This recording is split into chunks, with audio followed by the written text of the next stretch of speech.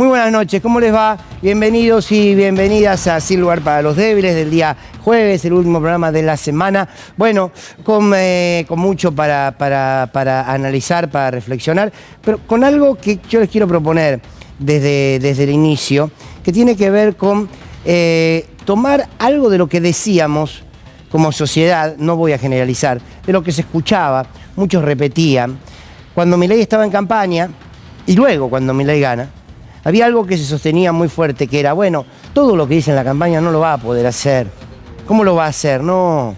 ¿Vos te imaginás que con el peronismo de oposición Milei va a poder hacer tal o cual cosa? No, dijo un montón de cosas porque estaba en campaña, entonces es fácil decir. Luego va a estar imposibilitado, la misma democracia le va a poner límites. Bueno, sin embargo, Milei empezó a hacer lo que dijo que iba a hacer. Hay toda una discusión ahí, ¿no? Que es si la gente votó o no votó esto.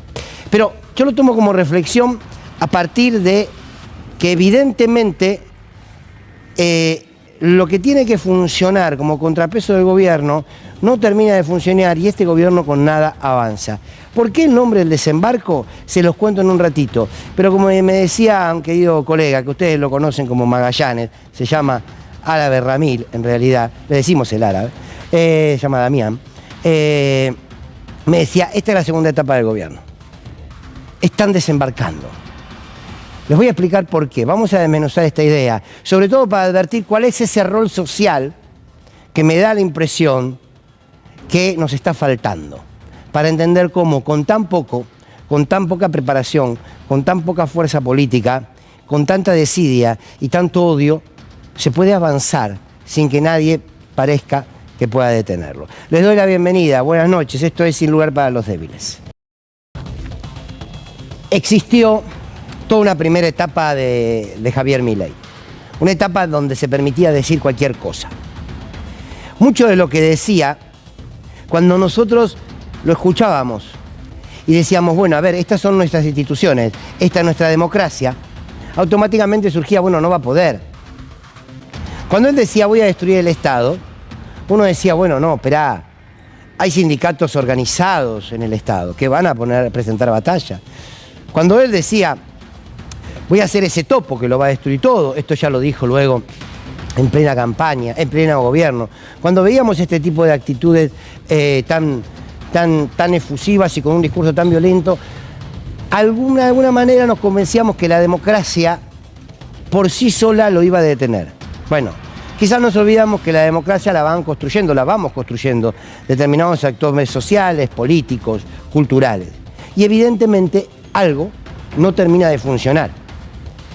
Esta segunda etapa del gobierno, que imagínense, venía navegando en mares de promesas, en mares de acusaciones, en mares de señalamientos, de ideas inquisidoras para perseguir tal o cual persona, para perseguir tal o cual organismo y para destruir el Estado. Llegó una etapa que ellos iban avanzando hacia la orilla y no encontraban que alguien se les cruce en el medio del andar de ese barco. No lo encontraron y siguieron. Y siguieron. Y cada vez más. Impulsaron un ajuste, reprimieron, endeudan a la Argentina y reprimen, recortan a los docentes y reprimen, recortan a los jubilados, lo que ya sabemos porque lo vivimos. Y ahora llegaron a la orilla. Llegaron a la orilla y la sensación que uno tiene es que están saltando del barco y van a degüello a todo aquel que esté habitando esa isla a la que llegan, que somos nosotros. Y vienen por todo, y vienen por todos, y no reparan ni en lo que hacen ni en lo que dicen.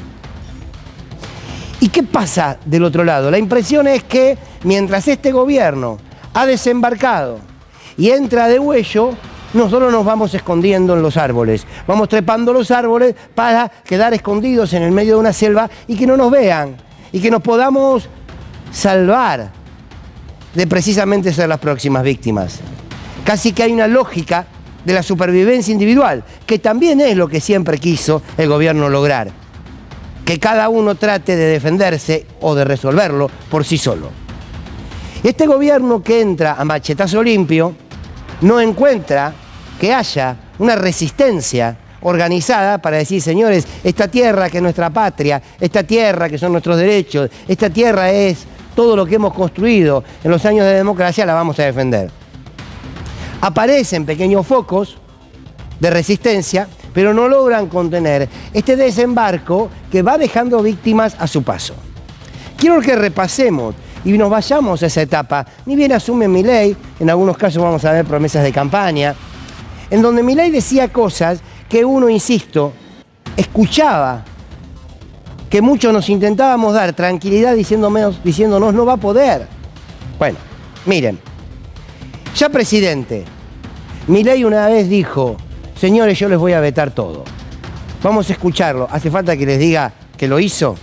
Vamos a recordarlo.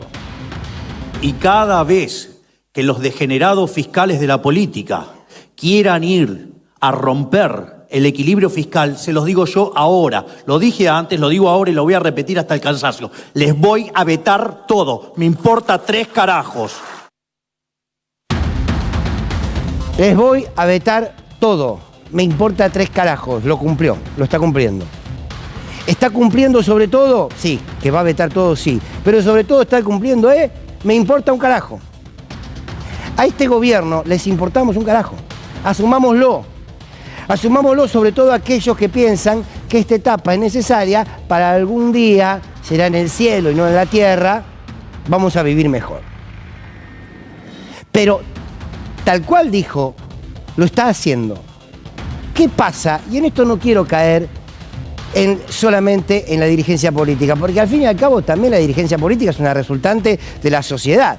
Las críticas a la dirigencia las hemos hecho, las críticas también al periodismo la hemos hecho, y también debemos pensarnos como colectivo que somos, como sociedad, y no solo poner la responsabilidad en decir, bueno, che, tal o cual dirigente está en otra y parece que ahí se resuelve todo. Sí, muchos están en otra, muchos otros no. Pero ¿qué pasa como sociedad? El presidente nos dice de frente, voy a vetar todo, me importa un carajo, y avanza. Y avanza. Y uno debiera decir, a ver, si vos vetás todo porque no te importa nada, entonces ¿para qué votamos nosotros, diputados y senadores? Para que luego que te voten por mayoría una determinada ley, vos después la vetás y después coimeás, pagás, no sé qué haces con un sector de la oposición para sostener tu veto. Bueno, ¿vieron? ¿Vieron que aquella frase, aquel análisis que hacíamos de no va a poder? ¿Ven que puede? Y está pudiendo, lamentablemente. Vamos a escuchar a Milei cuando dice chau obra pública, porque lo dijo en la campaña, lo dijo ni bien fue electo, y lo está haciendo. Milei, electo, diciendo lo que iba a hacer con la obra pública, hoy es realidad. Construcción, porque usted dijo que la obra pública termina el 10 de diciembre. La obra pública se termina, es decir, no tenemos plata. Entonces, o sea, el 11 de diciembre se termina. A ver, del déficit fiscal, en el Tesoro es 5 puntos del PBI. Y si tenemos en cuenta el Banco Central, son 10 puntos del PBI. O sea, tenemos un déficit fiscal consolidado entre Nación y Banco Central de 15 puntos del PBI. Es el más grande de la historia. Si no hacemos nada, terminamos en una hiperinflación. Si empezamos a decir, ay, no, esta partida no se puede, esta partida no se puede, con todos los que, obviamente que todos los que están vinculados a las partidas dicen que no se pueden tocar. Bueno, la alternativa es una hiperinflación y dejar al 95% de los pobres, de los argentinos pobres. Para mí esa no es una solución. Entonces va a haber que recortar. ¿Y cómo hay que recortar? En las partidas donde la política roba. Ejemplo, en la obra pública. Pregunto por esto. Muchos gobernadores hacen obra, pero porque la financia el gobierno nacional. Intendentes también, a través del gobierno nacional. Quiere decir que entonces las provincias, los municipios, si tienen que hacer obras, no sé, viales, lo que sea, ya no van a tener más plata de la nación. Yo quiero entender qué significa que no va a haber... Van a tener que ser hechas por iniciativas privadas. No lo va a poder hacer. ¿Se acuerdan? Lo decían muchos. Lo está haciendo. No hay obra pública en la Argentina. Y la obra pública es igual a trabajo. La obra pública genera trabajo como pocas actividades de nuestro país. Es fundamental en nuestra economía. Bueno, lo paró. Hizo un recorte en todas las provincias. En provincia de Buenos Aires particularmente hizo un recorte bestial a la obra pública. Y también, insisto, de norte a sur de la Argentina. ¿Vieron que lo hizo? Ahora, ¿qué pasó? ¿Cómo se resistió frente a esto? Aparecían los gobernadores aliados o los gobernadores dialoguistas que decían, si yo le voto a Milei la ley bases, después me va a dar dinero para la obra pública, no se los dio. Si yo le firmo el Pacto de Mayo, esa pavada, vergüenza ajena, nos debiera dar haber sido parte a los que fueron parte de ese circo. Dijeron no, porque el Pacto de Mayo es fundante, a partir de aquí. Firmaron el Pacto de Mayo y no les dio nada. Les pide luego que los acompañen con el voto en los vetos, se contradicen de la votación inicial, votan a favor de una ley que después votan a favor del veto que termina con esa ley, a cambio de promesas, por ejemplo, de obra pública, y ¿saben qué? No les dio nada. Entonces avanzan, ahí están saltando del barco y entran a machetazo limpio, insisto. Los pocos que lo enfrentan reciben los golpes, la mayoría escondidos detrás de los árboles, trepados en lo más alto que se pueda, a esperar que en algún momento se vayan. Y el problema es que mientras se quedan, siguen generando daño. Pudo, yo me pregunto, ¿cómo pudo con tan poco? No tienen experiencia política, no tienen cuadros políticos, no tienen gente que sepa, lo veíamos con Mondino, no saben ni qué votar ante la ONU. Yo agradezco que Mondino haya votado como votó. Ahora no terminamos de saber por qué votó así. Si por ignorancia, si por torpeza, si lo hizo a propósito por una interna, si se lo hicieron a propósito a ella como parte de una interna. Entonces, francamente, con nada, con 3 escarbadientes, con un manojito de diputados y de senadores, pero haciendo alianzas, está bien, con algunos que se entregan fácilmente, pero las hicieron. Y es parte de la política, te guste o no. Y ahí están. Entonces, antes decíamos la frase, no lo va a hacer y lo está haciendo, y ahora se repite la frase, no, bueno, pero esto en un año y medio, 2 años, esto se cae. No sé, ¿eh? Yo empezaría con dejar de dar frases, porque en realidad lo que queremos es que estas políticas cambien, no que un gobierno se vaya antes o después. Pero ojo con esa síntesis que hacemos, que después en la realidad no se cumplen. ¿Se acuerdan de este Milei, ya presidente, diciendo abiertamente que él ama ser un topo del Estado? El problema es que nosotros creemos, muchos creen, que el Estado es algo ajeno a uno, que el Estado no tiene nada que ver con nuestra cotidianidad, con nuestras posibilidades. Entonces, bueno, sí, al Estado hay que vaciarlo porque el Estado es corrupto, porque el Estado... No, si recortan el Estado, vos tenés menos garantías, vos tenés menos ejercicio de tus derechos, vos tenés menos posibilidades de construir nuevos proyectos que amplíen los derechos. Recordémoslo, el presidente Milei diciendo y cumpliendo luego con esto de ser el topo del Estado. ¡Amo! ¡Amo ser el topo dentro del Estado! Soy el que destruye el Estado desde adentro. Es como estar infiltrado en las filas enemigas. Estoy infiltrado en las filas enemigas. Amo ser el topo del Estado. ¿Qué es esto de las filas enemigas? ¿Quiénes somos las filas enemigas? Parece que el pueblo argentino. Y ahí está. Y la destrucción del Estado avanzó. Se metió con Telam, se mete, reduce ministerios, saca el Ministerio de la Mujer, recorta salarios con los trabajadores del Estado, lo estigmatiza.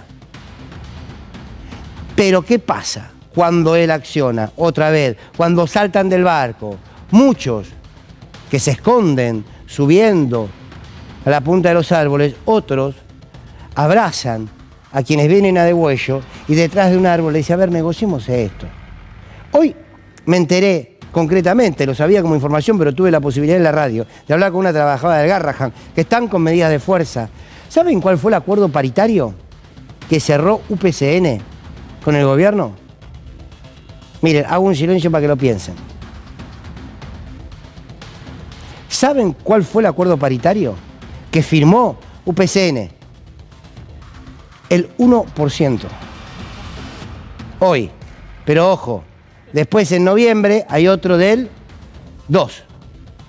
¿Cómo? Sí, 1%. 1% a los trabajadores del Garrahan. 1%. El que más cobra en el Garrahan cobra 900.000 pesos. O sea que un aumento son 9.000. ¿Está bien? Y los que cobran 500 y los que cobran 600 tienen de aumento 6.000 pesos, 5.000 pesos. ¿En serio? Que un sindicato, de dirigencia hablo, no me corran más con esto de que estoy en contra de los sindicatos, no. Reivindico los sindicatos. Por eso me genera un profundo rechazo. Andrés Rodríguez, ¿cómo se puede sentar a firmar el 1%? ¡El 1%! Chequéenlo donde quieran. Entonces, bajan a degüello y algunos se corren y se esconden, pero otros van a negociar detrás del arbolito. Por eso con nada puede.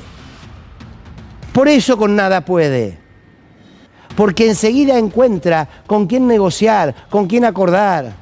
Entonces, ojo, porque hay muchos casos que este hombre se hace fuerte porque cuenta con la complicidad y cuenta con la traición de muchos sectores. Por eso cuando hablamos de las discusiones del peronismo, está claro que el peronismo debe empezar a definir directamente a quién va a representar.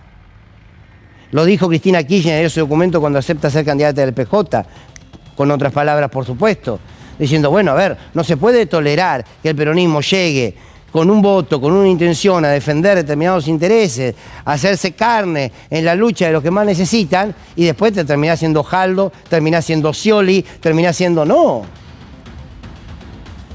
Pero ahí están. Entonces, cuando intentamos responder a la pregunta, ¿por qué?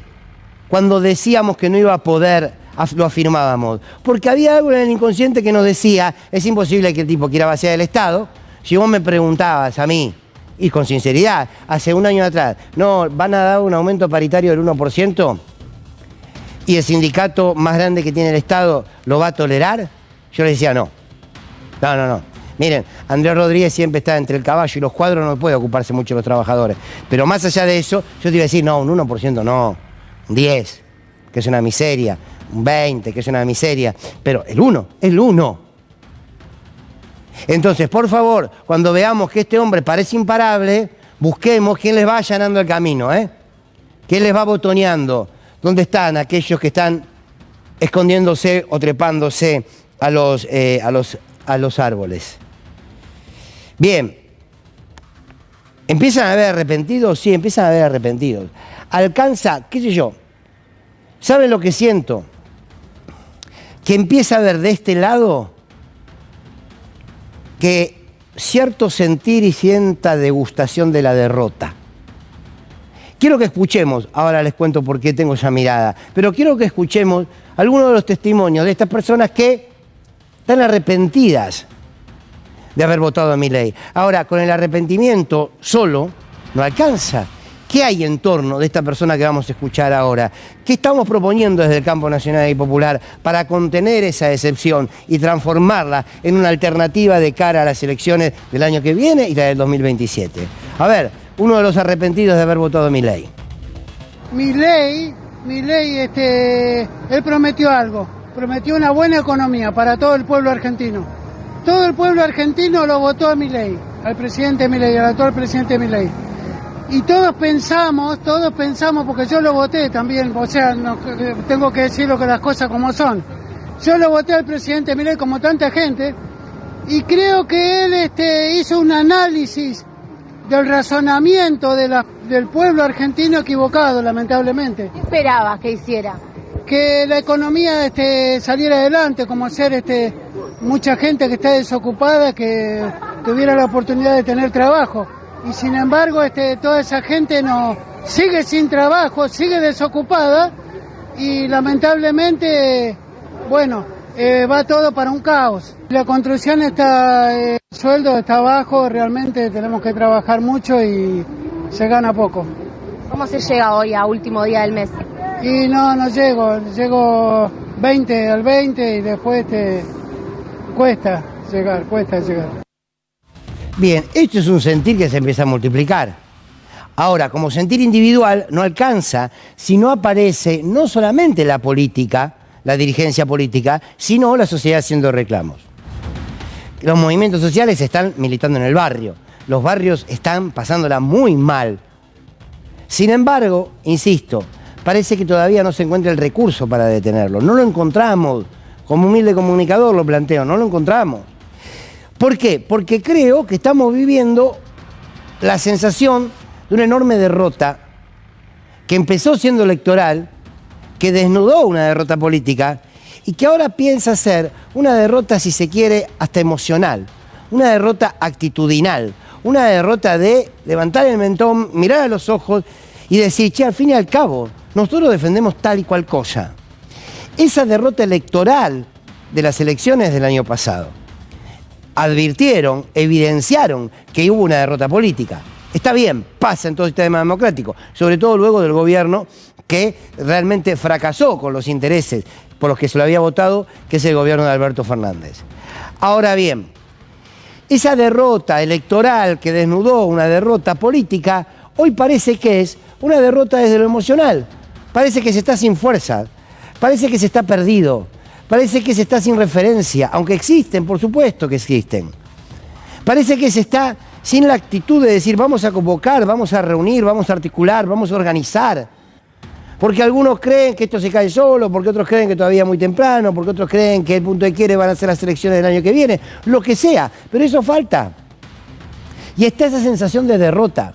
Y si hay algo que tiene, no sé si con virtud, porque la palabra virtud me parece demasiado para hablar de esta gente, pero digo, si hay algo que tiene por lo menos para ser atendible este gobierno, es que todo lo que dijo que iba a hacer, aunque a nosotros nos parecía imposible, lo hizo.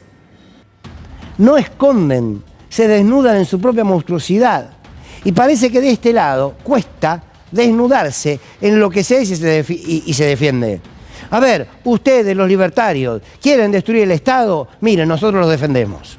Así.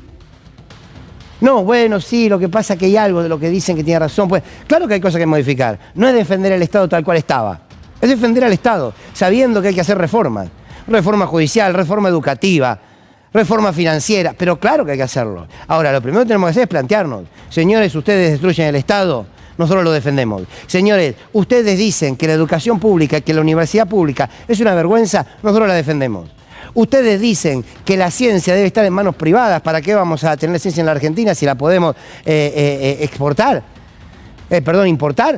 Nosotros no, nosotros creemos que tiene que ser nacional. Nosotros creemos profundamente en lo que tiene que ver con la industria.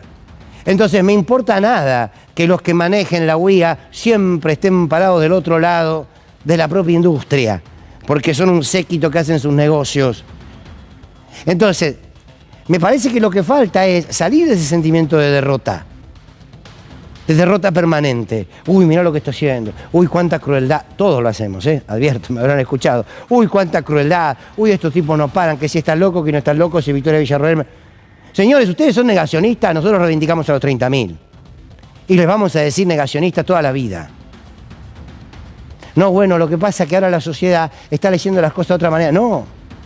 Entonces, la vehemencia con la que gobierna esta gente es la vehemencia que se debe tener para resistir. Tiene que haber una igualdad en los recursos, pero tiene que haber una igualdad en las tensiones. Si están desembarcando y son 200 soldados los que vienen a Degüello, bueno, organizate para enfrentar a 200, no mandes a 3 y no me mandes a la cabeza de la resistencia Andrés Rodríguez. Para eso déjame que me peguen un tiro en la cabeza. Perdón, el ejemplo es demasiado exagerado, pero es una... ¿no? No me los mandes, no me mandes a la CGT en la primera línea de fuego, porque dieron 2 pasos y se dieron vuelta. El 1% de paritaria. Después digan que los que criticamos ese sindicalismo somos el problema. No son ustedes el problema, Son ustedes uno de los problemas. Ese sindicalismo, no todo. Pero digo, hay entonces una sensación de que falta plantarse. Y hay poca gente que se planta. Por supuesto, la figura de Cristina Kirchner siempre, y es el faro y es el referente de ese ser oposición, como lo es Axel Kicillof. Ustedes saben, yo no entro a la interna, no entro. Entonces digo, estos puntos tampoco lo pueden resolver todo. Hay algo que está faltando.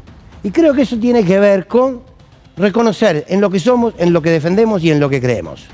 Porque ellos lo hacen. Y la diferencia es que lo que ellos defienden nos genera daño. Y lo que nosotros defendemos multiplica felicidad. Lo que nosotros defendemos multiplica derechos. Lo que nosotros defendemos multiplica el trabajo, multiplica la educación, multiplica la salud, con aciertos y con errores. Entonces, ¿cómo no defenderlo?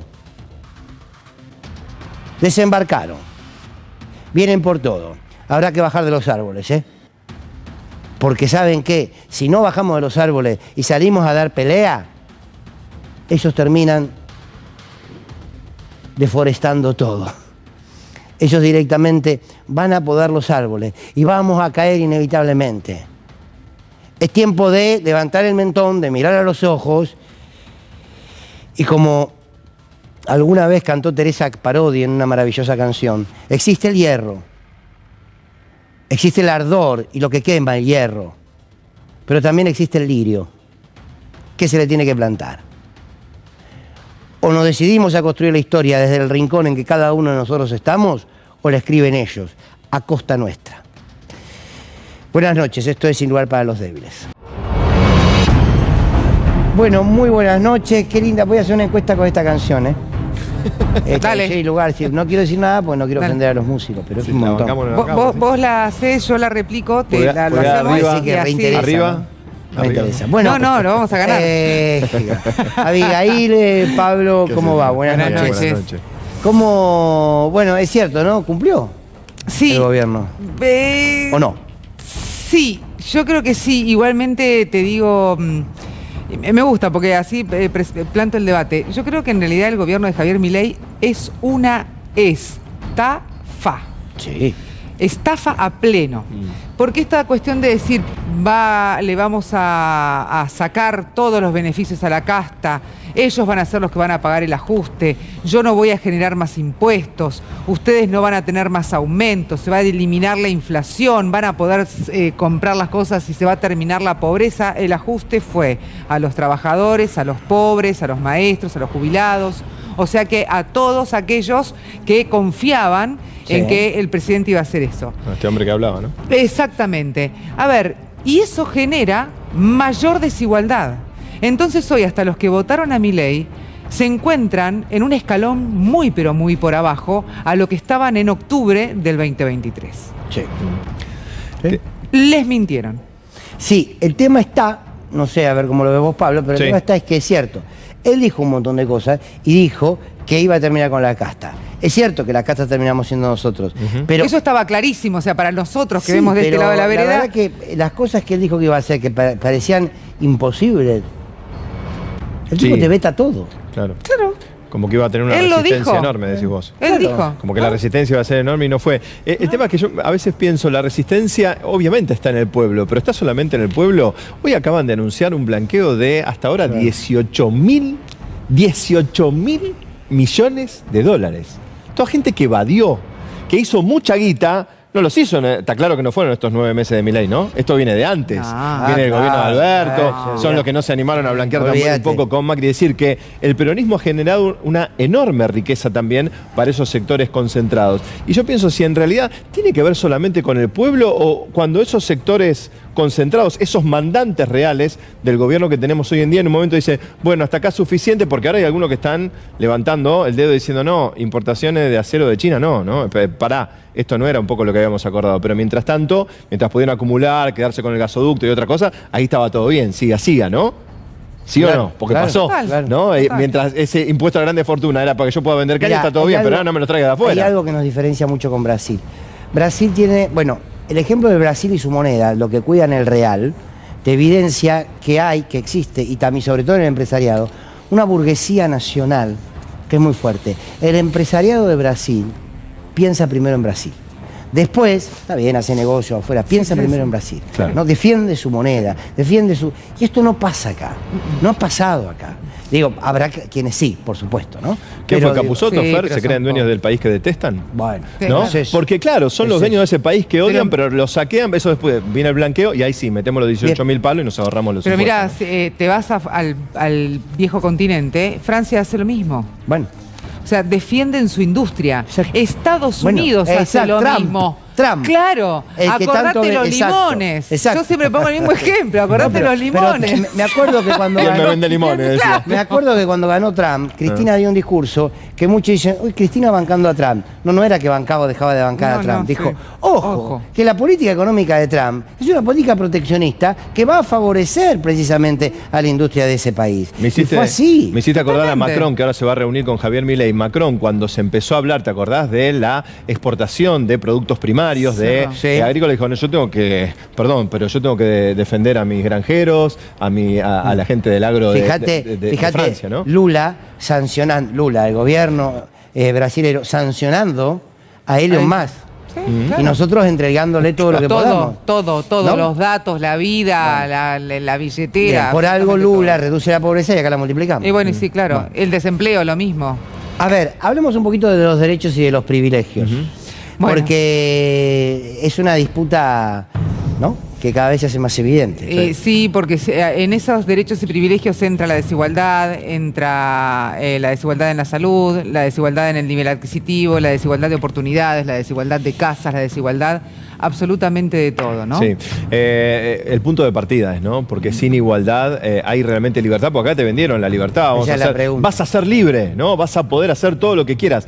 ¿Podés hacer todo lo que querés si sos libre? Depende del punto de partida, depende de dónde te tocó, dónde naciste, qué heredaste o qué posibilidades tuviste. Hay un tape que había sido hecho por la televisión europea, también fue replicado aquí en momento de campaña, y vamos a ver un pedacito que me parece que recrea de una forma muy gráfica y sintética cómo son esos puntos de partida. A ver.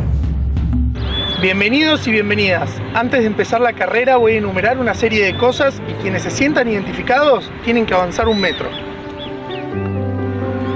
Avancen los que no tuvieron que dejar la escuela para ir a trabajar. Avancen los que nunca tuvieron que aportar económicamente en sus casas. Avancen los que nunca se fueron a dormir con la panza vacía. Avancen los que siempre tuvieron agua en sus casas. Avancen los que nunca sufrieron algún tipo de discriminación. Avancen los que no tuvieron que mudarse para ir a la universidad.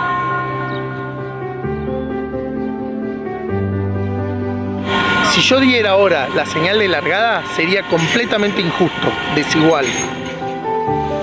Ninguna de estas cosas tienen que ver con acciones que hayan hecho o elegido hacer, ni con su mérito individual. Tiene que ver con circunstancias de la vida, con la realidad en la que nacieron, casualidad, suerte, como lo quieran llamar.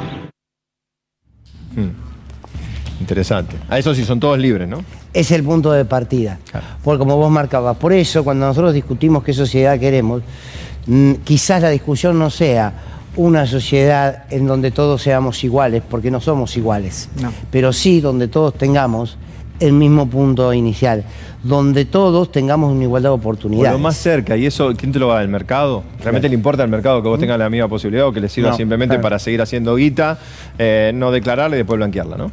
Vos sabés que los especialistas te dicen que cuando uno empieza a hablar de la pobreza y de las oportunidades que tienen los adolescentes o los chicos, incluso los adultos, esto de que nosotros venimos escuchando de nacer pobre, te morís pobre, es nacer con el partido perdido. Claro. Ya está. No tenés otra oportunidad. Repasando de cómo, por ejemplo, terminan los chicos y cuánto les cuesta la secundaria. Mirá, 6 veces menos de probabilidades tiene una persona pobre, un chico pobre, para poder terminar el secundario. Tiene un montón de variables esto, ¿no? De cada 100 adolescentes pobres, 16 tendrían altas chances de terminar la escuela. Ahora... Perdón, terrible esto. Terrible. De 100 adolescentes pobres, 16 tienen altas chances de terminar la escuela. Y 100 adolescentes que no tienen ningún tipo de barrera. Cuando se habla de barrera me refiero, por ejemplo, a que tienen una casa con acceso a internet, que tienen computadora, que van al club, que pueden leer, que tienen los 2 papás viviendo con ellos, que no comparten la cama, que no se saltean comidas, por ejemplo. Bueno, esas son las barreras. Esos adolescentes, 92 de 100 tienen las posibilidades de terminar el secundario. ¿Sabés qué es lo que me parece a destacar acá? En esos 100, en estos 100, en todos, el potencial está. Sí, claro. El potencial está intacto. Claro. El tema es... Y la volvemos gana. al punto de partida, la chance. Y para eso necesitas un Estado que iguale o que por lo menos intente acercar esas herramientas, porque todos tienen las mismas posibilidades y el potencial, pero si no se las das... Bueno, por eso tenemos que pensar, perdón, cuando se hacen los exámenes de cómo los chicos se están educando o no... Las pruebas PISA y todo eso. Las pruebas PISA. Las pruebas PISA. Uno tiene que tener en cuenta esto. Sí, claro. ¿Para dónde viven? ¿Están bien alimentados o no? Porque si no, querer evaluar a los 100 de abajo de igual manera que a los 100 de arriba, que tienen otro nivel de necesidades, no es justo. No. Es más, los datos del censo del 2022 dice que el 93% de los chicos entre 12 y 17 años están escolarizados. ¿Sí? Sí. Estamos hablando. Ahora, 3 de cada 10 termina el secundario en tiempo y forma. Cuando vemos esto, tenemos que referirnos a esas barreras. Claro. A pibes que, por ejemplo, empiezan el secundario, tienen todas las posibilidades, les va bien, aprueban las materias, pero llega un momento donde los papás le dicen, ¿sabes qué? Necesitamos que salgas a trabajar. Claro. ¿Te acordás que hace poco fue criticado el gobierno de Axel y Sileoni también, que después la ciudad también acompañó en tal sentido esto de ojo con el tema de las materias que quedan, ojo con la repitencia, tenemos que ir a buscar esos pibes, porque está pasando esto que vemos, ¿no? Y para ir, ¿qué hace falta? ¿Más privado o más Estado? Bueno, esto que planteas es fundamental, Pablo. Para poder igualar. Claro, ¿por qué? Porque cuando vos automáticamente, por eso hay una reforma, esa reforma educativa a la que haces, interesante, por supuesto. Lo que te plantea es que quizás ese chico que repitió no por falta de capacidad, sino por falta de alimentación, por falta de lo que Avi recién detallaba. Entonces, si vos lo haces repetir o termina perdiendo la escuela, lo estás condenando, se tiene que quedar adentro de la escuela. Pensemos de reformar el esquema para que repase, pueda aprender lo que no aprendió, pero no marginarlo de la escuela. Bueno, en un contexto como el que estamos, está bien, están las becas Progresar, 35.000 pesos por mes, ¿no? Estamos hablando, imagínate ya solamente lo que son los gastos para movilizarte. 466.923 adolescentes, bonos educativos, que son los 329.000 familias que no pueden pagar la cuota plena. ¿Te acordás de ese refuerzo que se había hecho en algún momento, que fue cuando se habló de los vouchers y de tanta cosa que se iba a hacer, ¿no? Pavada, pero aparte, que aparte no funcionó en ninguna parte del mundo. Bueno, nosotros lo estamos implementando acá en la Argentina, pues somos recontrapiolas por lo visto, pero bueno. Claro.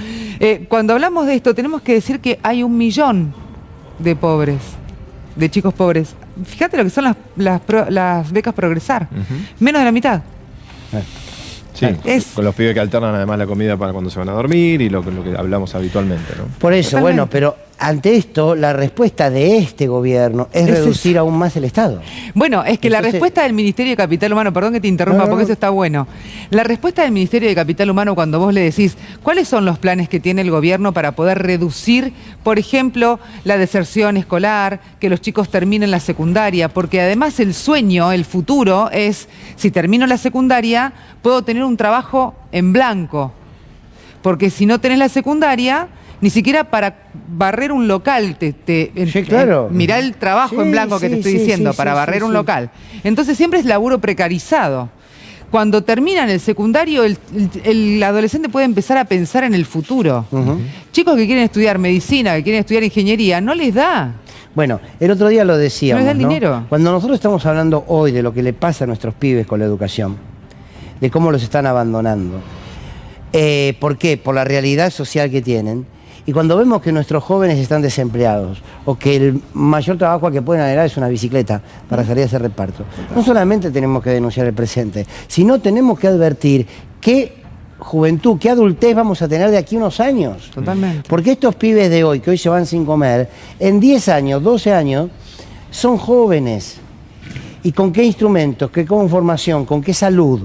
Todo esto hay que planteárselo también hoy. Bueno, mirá estos datos un poco de lo que hablaba Avi recién, ¿no? Estamos hablando de 923.000 adolescentes de entre 12 y 17 años viven en hogares pobres, el 85% no posee una computadora, los pibes con el celular. Entonces, claro, el acceso a la computadora, eso que daba el gobierno antes, ¿no? De donde Elegante armó la primera canción y que después que no lo más. proyectó, ¿no? Eso es un plan que se desarticuló totalmente. Iguala, bueno, colchón de comidas, no va al club ni hace deporte, 73%. El club incluye, te contiene, ¿no? Te saca de las cosas nocivas que lamentablemente aparecen mucho, ¿no? La mayor cantidad de los chicos que comparten el colchón, que comparten la cama con algún hermano o hermana, es muy alto el porcentaje.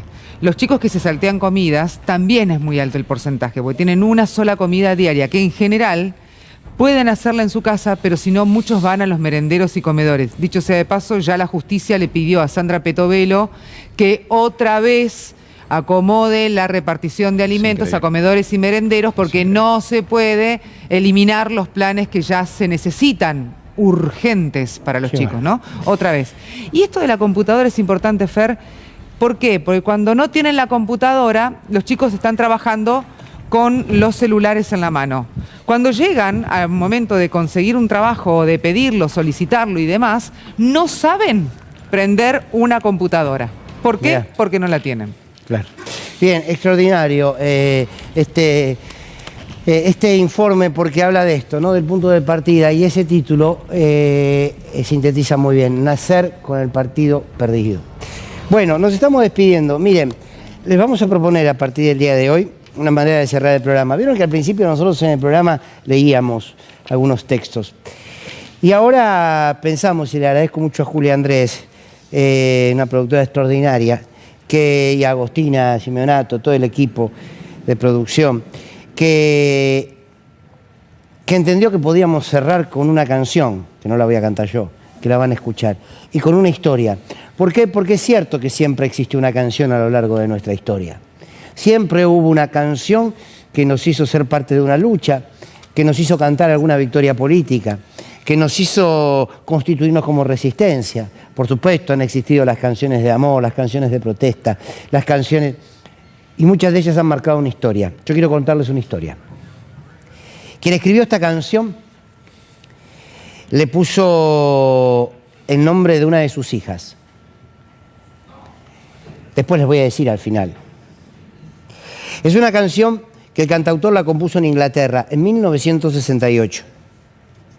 Y la canción fue viajando, y la canción fue multiplicándose en la medida que los años fueron avanzando, porque se transformó en un emblema. Es la historia de una pareja, esta canción. De una pareja que se enamoró. Eran dos obreros. Habla del amor de los obreros. Dos obreros. Un obrero, una obrera. Que allí andaban por las calles y encontraron ese amor. Ahí vamos a ir viendo algunas de las imágenes. Y a veces uno, cuando encuentra esas parejas por las calles, no se da cuenta de lo que existe dentro del alma de dos obreros, que es lo que puede sentir cualquier otra persona. Obreros de cualquier fábrica, de cualquier ciudad, en cualquier lugar de nuestro continente. Esto lo explicó quien escribió la canción. Que su padre se llamaba Amanda y su padre se llamaba Manuel. Sus hijas se llamaban Amanda y Manuela. ¿Quieren escuchar la canción? Escúchenla, a ver. La calle mojada, corriendo a la fábrica donde trabajaba Manuel. La sonrisa ancha. Te recuerdo, Amanda es una de las canciones más versionadas de este artista chileno extraordinario, que es Víctor Jara, que fue Víctor Jara. Víctor Jara murió asesinado el 16 de septiembre de 1973. Solo 5 días después del alzamiento militar que derrocó y acabó con la vida de Salvador Allende. Este hombre maravilloso, que con la guitarra habló de toda una vida, que con la guitarra habló de toda una esperanza, que con la guitarra denunció una dictadura que lo secuestró, que lo torturó y que lo asesinó. Te recuerdo, Amanda. Esta canción es ese recuerdo de esos dos trabajadores y trabajadoras. Y un día uno no estaba más. Que este rostro, que esta canción sirva para saber que todavía, frente al negacionismo actual, vale la pena recuperarla. Te recuerdo, Amanda, de Víctor Jara.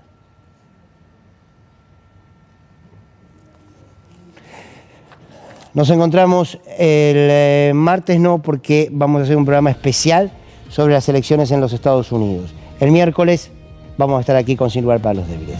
Chao, gracias.